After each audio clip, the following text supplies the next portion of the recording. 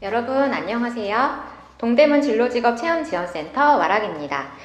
오늘은 드림브릿지 직업인 특강 온라인 편으로 4차 산업 직업군인 빅데이터 전문가 특강이 진행되는데요. 4차 산업 기술의 핵심이라고도 할 수 있는 빅데이터.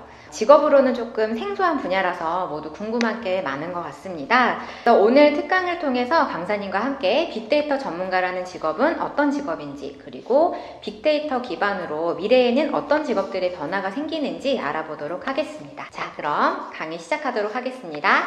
안녕하세요, 여러분. 오늘은 빅데이터 전문가 직업에 대해서 탐구하게 될, 또 제가 소개하게 될 강사 이명입니다. 우선 제 소개를 하면요, 저는 컴퓨터공학을 전공한 데이터 전문가이긴 한데요, 예전부터 존재해왔던 데이터를 다루는 데이터 매니저라고 할 수 있습니다. 그래서 제가 연구소에서 데이터를 다루던 그런 경험, 그리고 또 현재 오늘날 빅데이터가 이렇게 각광받는 시대의 중요성, 이런 것들을 여러분께 소개하고자 합니다. 그래서 오늘 제가 소개해드릴 내용은요, 빅데이터란 무엇인가 하는 그 정의, 그 다음에 이 빅데이터를 떠받치고 있는 기술, 그리고 이 빅데이터를 기반으로 해서 우리가 미래에 어떤 직업을 택하는 게 가장 유리한가 또는 유용한가, 그런 직업 탐구의 시간을 가져보고요. 짧지만 질문과 답변하는 시간 갖겠습니다. 준비되셨으면 이제 이 주제와 굉장히 중요한 오늘날 시대에 대한 트렌드를 읽어봐야 되는데요. 여러분들이 이미 경험하고 계시는 세상일 거예요. 그래서 오늘날 우리를 둘러싼 이 산업의 시대를 우리가 4차 산업혁명 시대라고 합니다. 4차 정도다 그러면 굉장히 테크놀로지가 발달한 그런 시대라고 볼 수 있겠죠. 그래서 그 4차 산업혁명 시대를 살아가는 우리가 자주 접하고 또 우리의 일상을 대표할 만한 그런 키워드, 단어를 살펴보자고 하면은 많이 알고 계시는 TV에서도 뭐 지니야 나왔어 이렇게 소개하죠. 지니야 자장가 틀어줘, 이런 사물 인터넷, 그리고 인공지능 많이 들어보셨을 거예요. 인공지능. 그리고 또 이런 것들이 가능한 이유가 우리가 초연결 시대에 살고 있다는 거. 초연결 시대이기 때문에 가질 수 있는 또 장점이 뭐냐면은 빅데이터. 여러분들이 지금도 굉장히 눈 뜨자마자 지금부터 막 생성하고 움직이고 하는 이 모든 것들이 데이터 생성해서 이런 것들을 빅데이터라고 부르는데, 그리고 빅데이터가 쌓이다 보면은 가상현실이라든가 증강현실, 이렇게 더 고차원적인 현실에서 살아갈 수가 있기 때문에 우리가 이런 시대를 4차 산업 시대라고 얘기를 합니다. 이미 많이 경험하고 계실 거예요. 그래서 미래사회 또는 지금 하이테크에 있는 사람들은 어떤 일상을 살고 있는가 이제 한번 짐작을 해봅시다. 처음에 이제 보시면 지금 여기는 기존에 우리가 알고 있는 회사도 있고요. 또 우리나라는 아니지만 미국이라든가, 보통 미국을 기반으로 하죠. 미국의 스티치픽스, 테슬라, 그 다음에 아마존, 뭐 이런 회사들을 이제 제가 언급을 한 것이 실제로 일어나고 있는 일이기 때문이에요. 우리나라에서 기가 진이라는 것이 있죠. 진이한테 아침에 일어날 때 진이가 우리를 깨워줘요. 모닝콜이 막 울려가지고 시간이 되면 일어나세요 뭐 이렇게 얘기하면 우리가 이제 눈을 뜨죠. 그런데 이제 스마트폰 없이도 진이한테 물어보면 돼요. 진이야, 오늘 날씨 추워? 이렇게 물어보면 알아서 설명해줘요. 어젠가 그제 스티치픽스에 주문해 놓은 게 있어요. 좀 요런 사이즈를 구체적으로 재서 나의 정보를 입력해요. 나의 체형에 맞게 옷을 쫙 고른 다음에 어떤 모델한테 입혀요. 물론 그 모델은 저의 몸이에요. 그러니까 나의 몸을 이제 형상화한 옷에다 입혀놓고 괜찮네 하고 선택할 수 있게끔 해줘요. 그리고 뿐만 아니라 안경, 신발, 가방까지. 그래서 이 스티치픽스가 성공했던 이유 중에 하나가 공유의 개념이에요.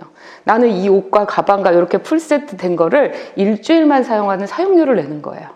그래서 이제 스티치픽스로 쫙 주문을 했어요. 그러면은 아침에 이렇게 와 있어요. 그러면 내가 그걸 그대로 입는 거예요. 나의 모습을 미리 봤기 때문에 아침에 뭘 입을지 고민할 필요가 없어요. 준비된 옷을 입고 출근을 하는 거예요. 아마 미래 사회에는 우리 집 베란다가 아마 드론 택시 또는 드론 자가용의 주차장이지 않을까 싶어요. 예를 들어서 헬기 같은 게 뜨면 주변에 공기를 빨아들여서 굉장한 바람이 일어나는데, 드론 같은 경우는 이제 그거를 기술적으로 해결을 해서 우리 집 베란다, 거기가 주차장이에요. 베란다를 크게 만들어서 드론 택시가 이렇게 와 있다거나 드론 자가용이 이렇게 와서 기다리고 있으면 제가 가서 타는 거예요. 그리고 이제 정확한 의미에서는 이 자동차라는 거는 데이터를 기반으로 그 센서들에 의해서 움직이게끔 돼 있거든요. 그러니까 이제 굴러간다는 개념보다는 데이터 수집 장치를 탄다고 말해야 될 것 같아요. 테슬라 자동차를 타고 이제 뭐 회사에 갔어요. 다 모여서 일하는 것이 아니라 네트워크를 통해서 일해요. 물론 출근을 안 하는 사람은 집에서 이제 네트워크로 해도 되고요. 그래서 일을 다 했어요. 일을 다 하고 퇴근을 하는데 저녁에 뭐 먹지? 장을 보러 가요. 아마존 대시카드라는 게 있어서 카트를 딱 뽑으면 여기에서 이제 내가 장 볼 거를 입력을 하면은 어디에 뭐가 있는지 알려줘서 그 동선을 빨리 찾은다든가 아니면은 대시카드에다 그 입력만 해놔요. 나머지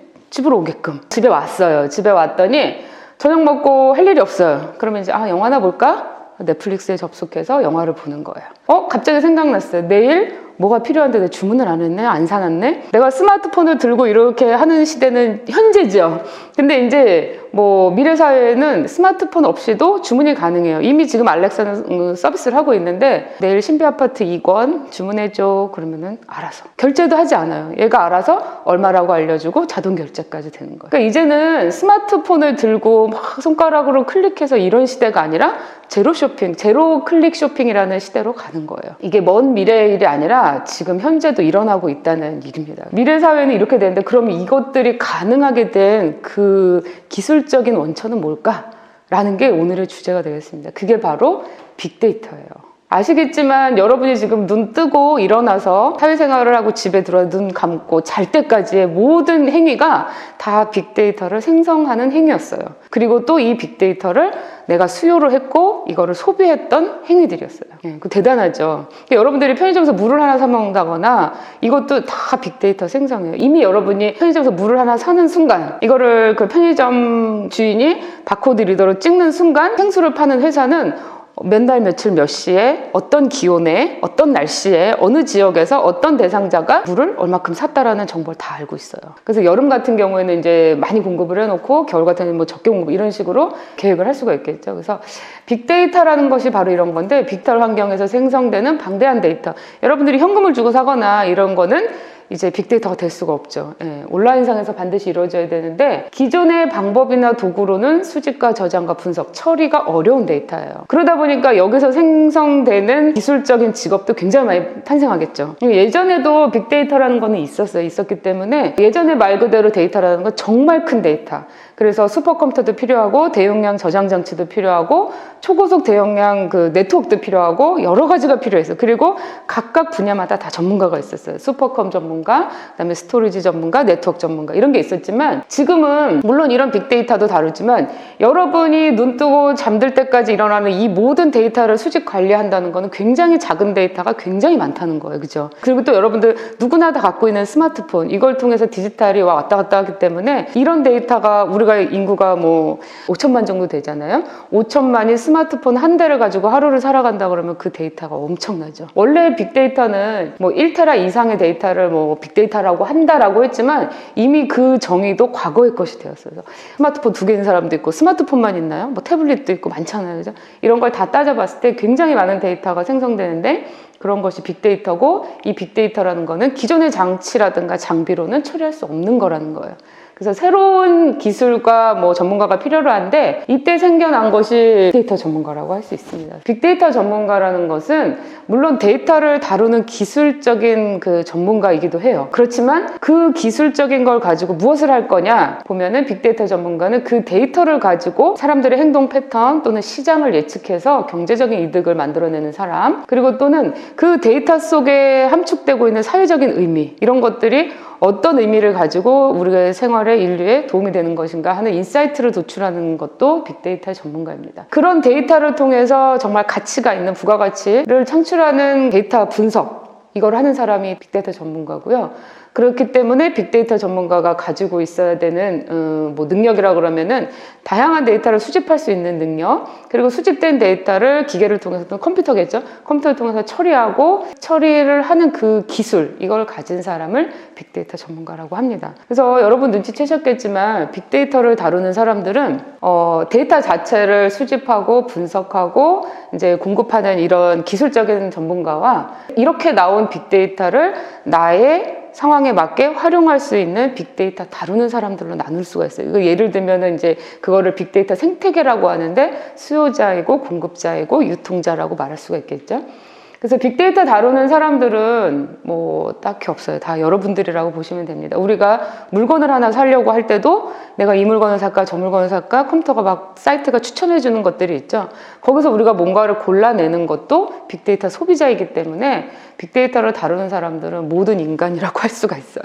근데 그 중에서도 특히 어떤 경제적인 가치나 사회적인 가치를 창출해내는 사람들을 이제 뽑아보자면 물리학자, 화학자, 의사, 간호사 뭐 이런 거겠죠. 그래서 이런 시대에 제가 빅데이터 전문가로서 빅데이터의 의미를 다시 한번 생각해 보자면 DX라 그래갖고요. 디지털 트랜스포메이션 시대라고 합니다. 그래서 이것이 가속화될 것이다.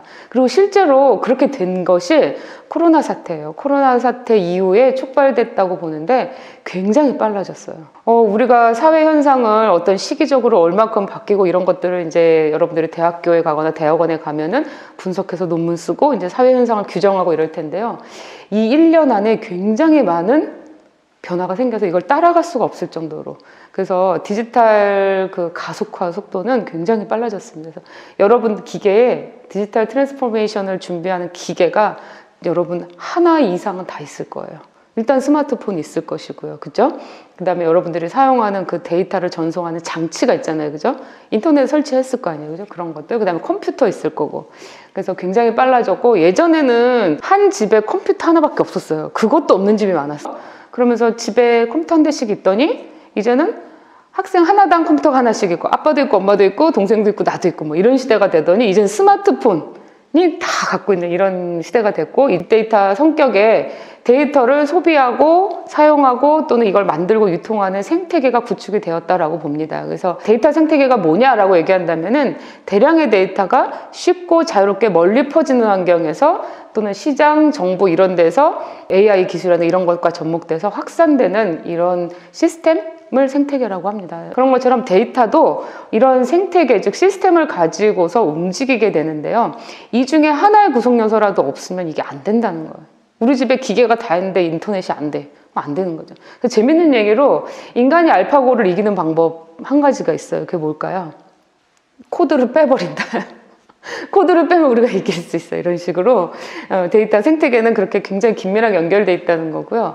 빅데이터의 이제 문제라고 한다면요, 아직도 규제가 굉장히 많아요. 통계도 있는데요. 우리가 쿠팡이라든가 네이버에 접속할 때 여러분들의 이제 뭐 생년월일과 이런 것들을 다 넣기 때문에 여러분들이 네이버 쇼핑에서 뭘 사면은 30대 여자들이 제일 많이 본 뉴스 또는 많이 산 제품 이런 것들이 나와요. 이게 개인의 정보가 활용된 것이거든요. 그래서 우리가 알지 못하게 나의 정보를 빅데이터 생산자로서 제공을 한다는 거. 그리고 이런 문제가 심각하기 때문에 규제도 많아요. 이런 규제가 빅데이터 생태계의 걸림돌이 될 수도 있고 또는 무분별하거나 이런 데이터 생성에 또 규제가 돼줄 수도 있기 때문에 이걸 어떻게 풀어야 하는지가 굉장히 핫 이슈가 되겠죠. 그 다음에 이제 뭐 정보 보안이라든가 이런 것도 필요하고, 그 다음에 또 중요한 게 이런 빅데이터에서 중요한 거는 양질의 데이터가 부족해요. 예를 들면 쓸데없는 댓글 이런 것들 다 걸러내는 거, 이것도 다 자원이고요. 여러분들이 이제 스팸 메일이라고 하잖아요. 그 우편함에 스팸 메일이 쌓이는데 이 스팸 메일도 그 데이터 센터에서 유지하기 위해서 들이는 비용도 엄청나요. 그래서 이거를 스팸을 자주 비워주는 게 더 넓게 나가면은 자원을 아끼는 기술이라고 할 수 있습니다. 왜냐하면 그 데이터 센터가 유지하고 발전하기 위해서 쭉 사용하는 전기세가 장난이 아니거든요. 그리고 또 데이터 가치 평가의 어려움. 나는 이게 데이터라고 생각을 안 하는데 어떤 사람한테 굉장히 중요한 데이터가 될 수 있죠. 그래서 이 데이터가 좋은 거다 나쁜 거다를 누가 결정하냔 말이에요. 그리고 개인정보 활용 동의서 같은 데는 우리 의무적으로 하진 않고 잘 읽어보면 활용 동의를 안 하면 이 상품을 살 수가 없는 게 있고요.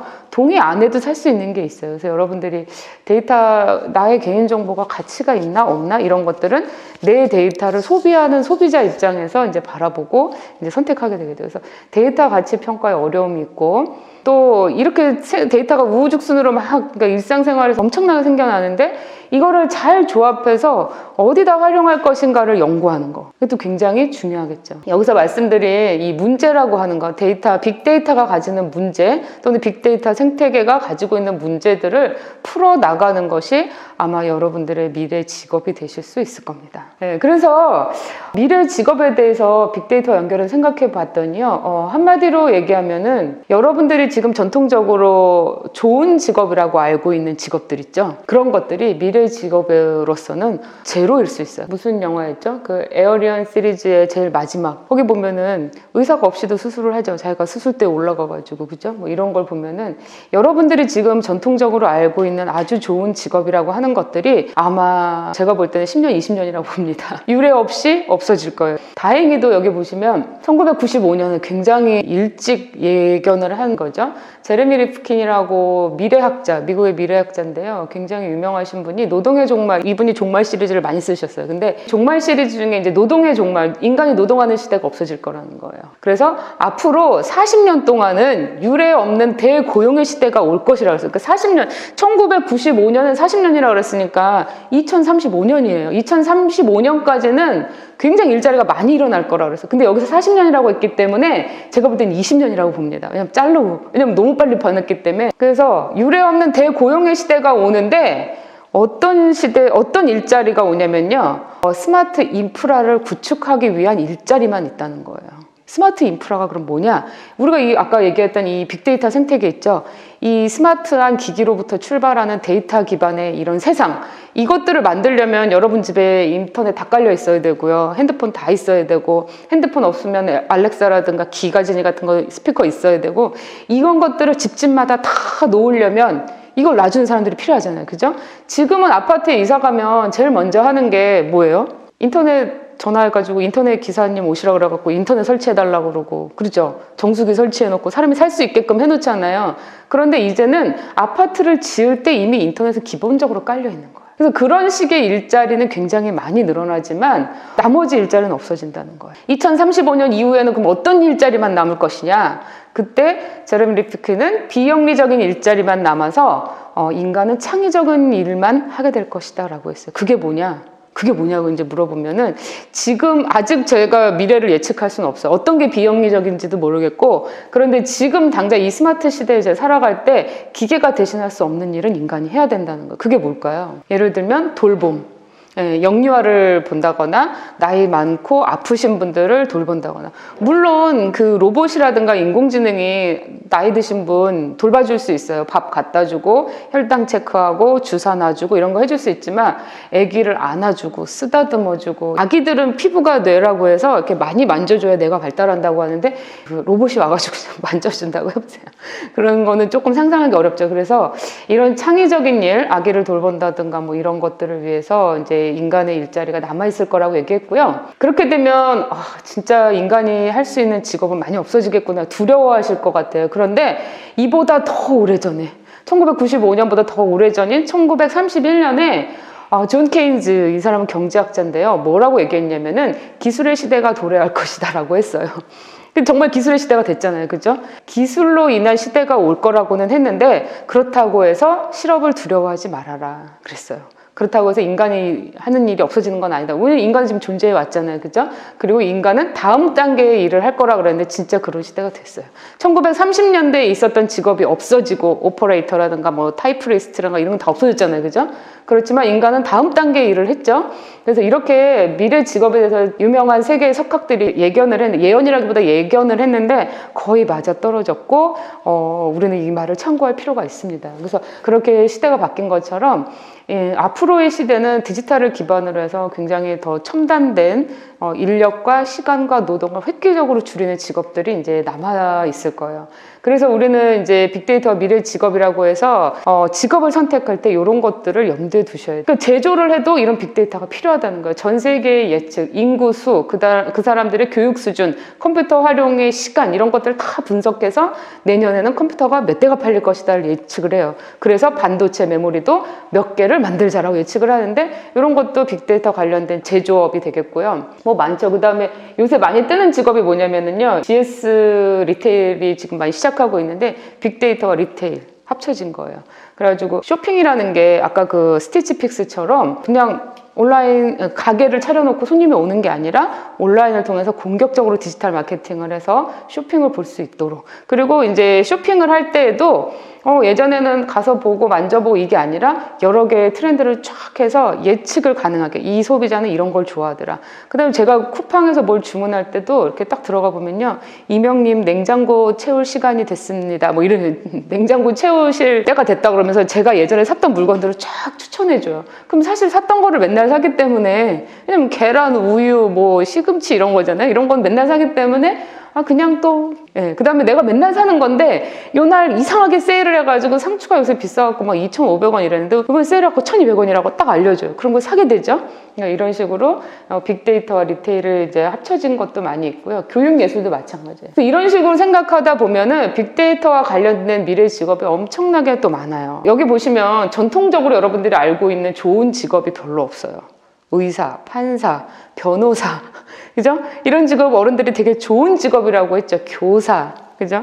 근데 거의 없어요. 보시면 분야가 달라서 그런지 모르겠지만, 여기 보시면 뭐 빅데이터 전문가도 있긴 있지만, 드론 조종사? 드론이 앞으로 활용하게 될 분야가 너무 많죠. 그래서 군대도 요새 드론 특기생을 뽑아요. 왜냐면 드론이 전쟁에 굉장히 유용하게 쓰일 수 있는 무기가 되기 때문에. 그 다음에 디지털 포렌식 전문가도 굉장히 많이 쓰죠. 왜냐하면 디지털 범죄가 굉장히 심하고 또는 뭐 무슨 소송을 하더라도 문자 주고받은 게 다 증거가 되기 때문에 이 핸드폰을 뒤져서 뭐 증거를 찾아내는, 핸드폰을 버려도 이걸 찾아낸다 그러더라고요. 그래서 강물에 빠뜨린대요.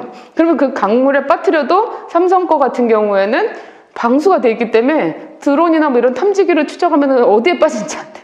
그럼 그 강에 빠진 핸드폰을 건져내갖고 증거가 남아있는지 찾아낸다는, 굉장히 전문적이죠, 그죠? 그래서 세상에 비밀은 없습니다. 예전에 있었던 모든 범죄는 언젠간 밝혀져요.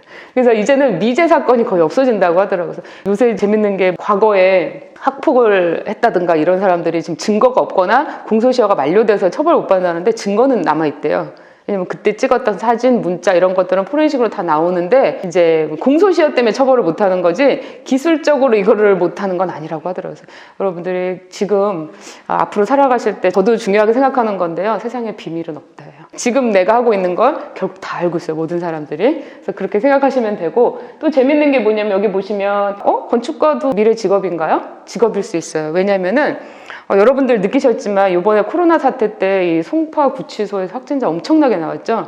그게 구조적인 문제였다고 해요. 물론 접촉도 있었지만 아파트식으로, 이제 땅이 좁으니까 감옥이 아파트로 바뀐 거예요. 그래서 위로 쌓아 올렸는데 이 사람들의 격리가 제대로 되지 않은 거예요. 그래서 그러면 21세기, 22세기 미래에는 감옥을 어떤 식으로 지어야 될까, 이런 것도 연구하는 거예요.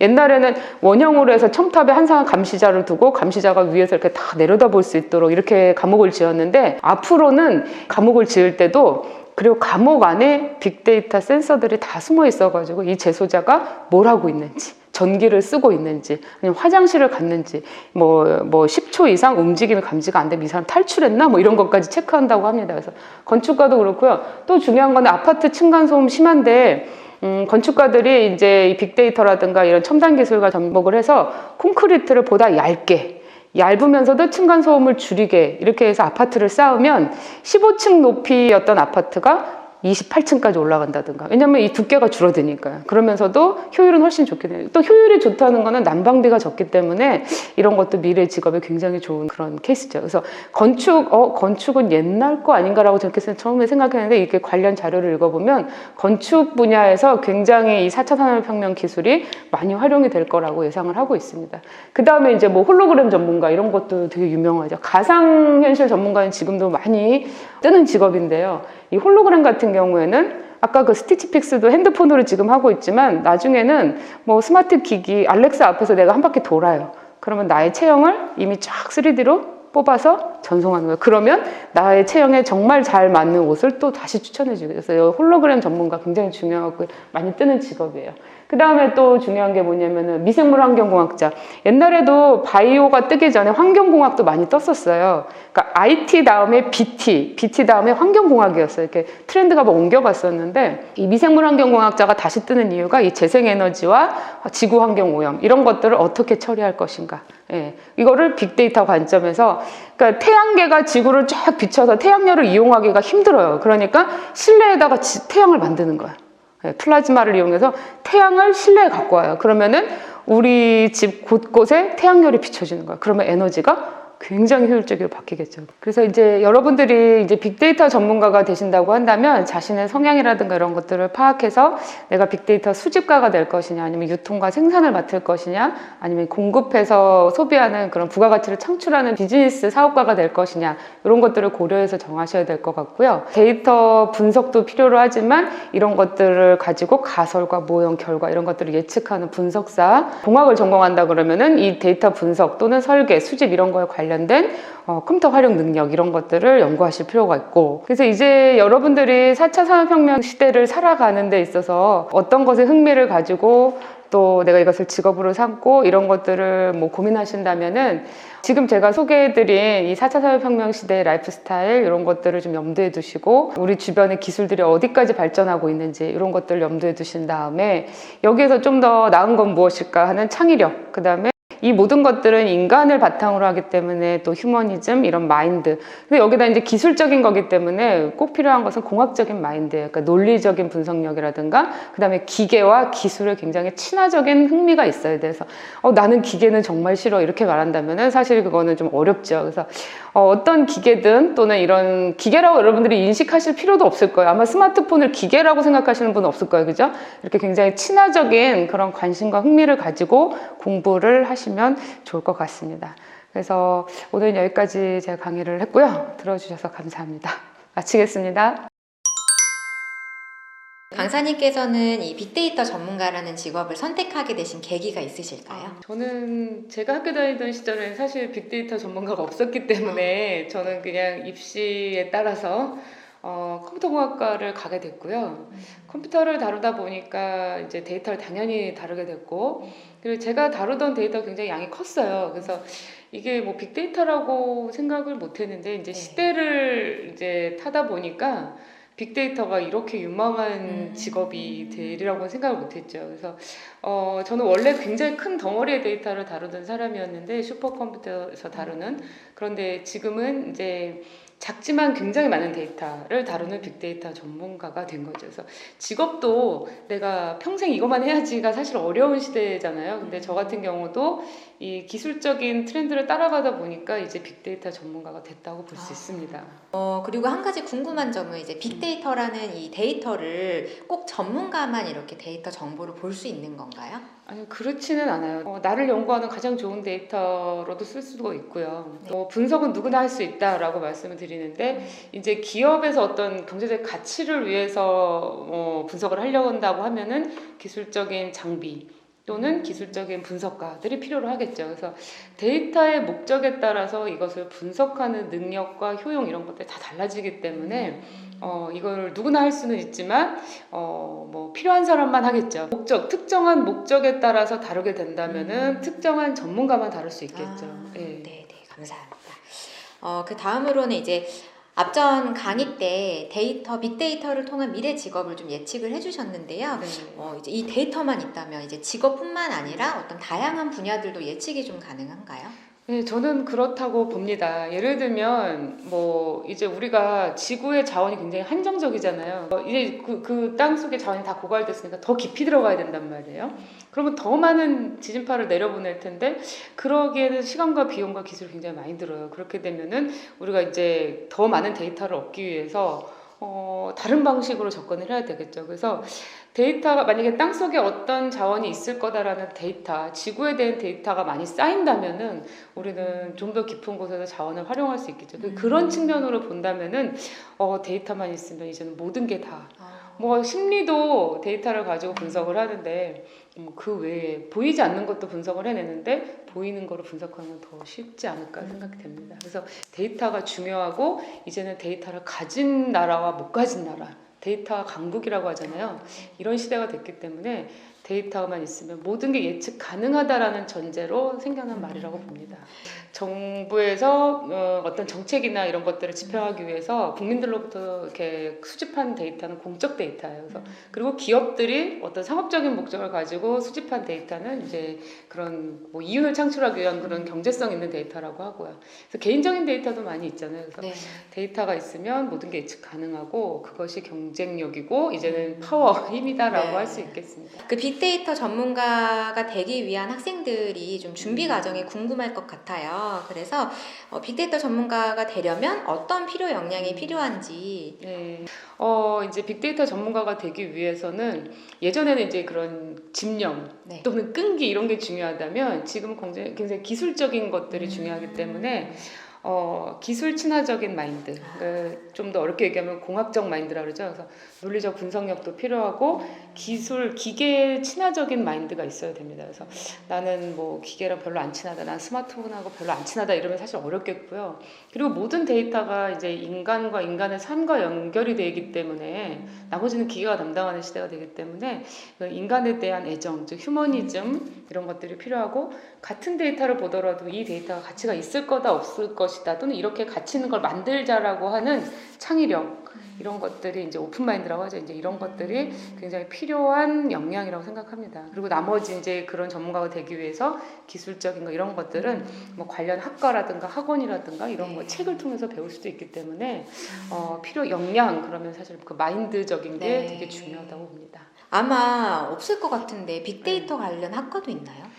지금은 없지만 그러니까 그 대학교의 학과도 트렌드를 따라가게 돼 있어요. 그렇기 네. 때문에 여러분들이 대학교를 갈 때쯤 되면은 뭐 굉장히 다른 이름으로 불릴 거예요. 그래서 그때쯤 되면은 빅데이터 관련된 학과들이 이름이 바뀌어서 다 나올 것이고요. 지금도 아마 있긴 있을 거예요. 그래서 여러분들이 잘 찾아보시고 또 과가 중요한 것이 아니라 그 과에서 가르치거나 이렇게 길러내고자 하는 또는 연구하고자 하는 분야가 맞는지 그걸 확인하실 필요가 있죠. 그리고 또 민간 자격증도 있고요. 네. 국가에서는 어느 정도 민간 자격을 하다 보면 이제 또 국가기술 자격증으로 변질되기도 하잖아요. 변형되잖아요. 그래서 많은 사람들이 그걸 바라고 또 이제 하잖아요. 그런 것처럼 시대가 바뀌면서 자격증도 공인 자격증도 생겨날 것이고 당연히 그 관련 과도 있어요.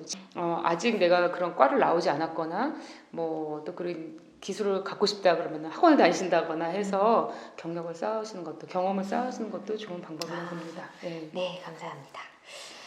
그러면 이제 저희가 좀 예측을 해보자면 빅데이터의 전망은 좀 어떤가 궁금합니다. 굉장히 밝다고 볼 수 있죠. 네, 저도 네. 느끼는 거지만 시대가 변할수록 이렇게 제가 컴퓨터공학을 전공했기 때문에 컴퓨터공학의 기술이 발전함에 따라 제가 공부를 안 하거나 못 하거나 이러면 많이 도태될 거라고 생각했어요. 그런데 전혀 의외의 빅데이터 분야가 이렇게 막 트렌드로 자리 잡으면서 저도 다시 이제 하는 일이 늘어나더라고요. 그래서 빅데이터 전문가의 전망은 아주 밝다고 봅니다. 아까 그 수업 강의에서도 말씀드린 것처럼 어떤 분야든 다 연결이 가능하고요. 아주 전망이 밝다고 봅니다. 아주 예. 밝은 미래를 가지고 예, 있는 그래서 직업이네요. 업계에서의 대우도 굉장히 좋아요. 그러면 마지막으로 이제 빅데이터 전문가 직업에 좀 관심을 가지고 준비하고 있는 이제 꿈꾸고 있는 학생들에게 한마디 좀 이렇게 해주시자면 어떤 말을 좀 해주고 네. 싶으신지. 일단 이 빅데이터에 관심을 갖고 계신다는 것 자체가 굉장히 반가운 일이고요. 뭐 꼭 대학교와 연관 짓자면 어떤 과랑 연결 짓자면 아까 말씀드린 것처럼 뭐 통계학과 또는 컴퓨터공학과, 산업공학과 이런 관련이 있지만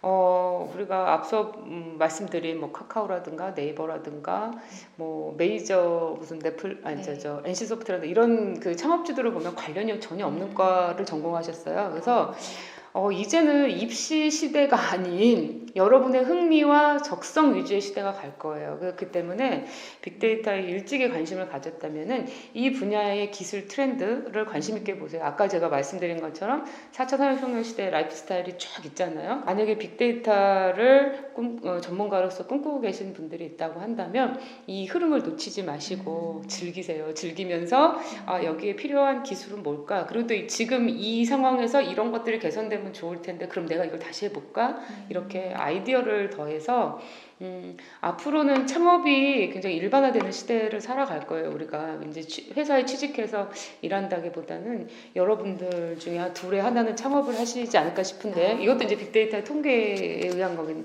합니다. 그래서 창업을 하신다면 무에서 유를 창조하실 수도 있지만 기존에 있는 기술적인 빅데이터로 관련된 그것으로부터 아이디어를 접목해서 새로운 산업 기술 또는 새로운 상업적인 가치를 만드시는 것도 중요할 것 같습니다. 그래서 빅데이터 전문가로서 여러분들이 가진 창의적인 아이디어를 더해서 이렇게 성장하시기를 좀 하셨으면 좋겠습니다. 오늘 이렇게 시간 내주셔서 너무 감사드립니다. 네, 고맙습니다.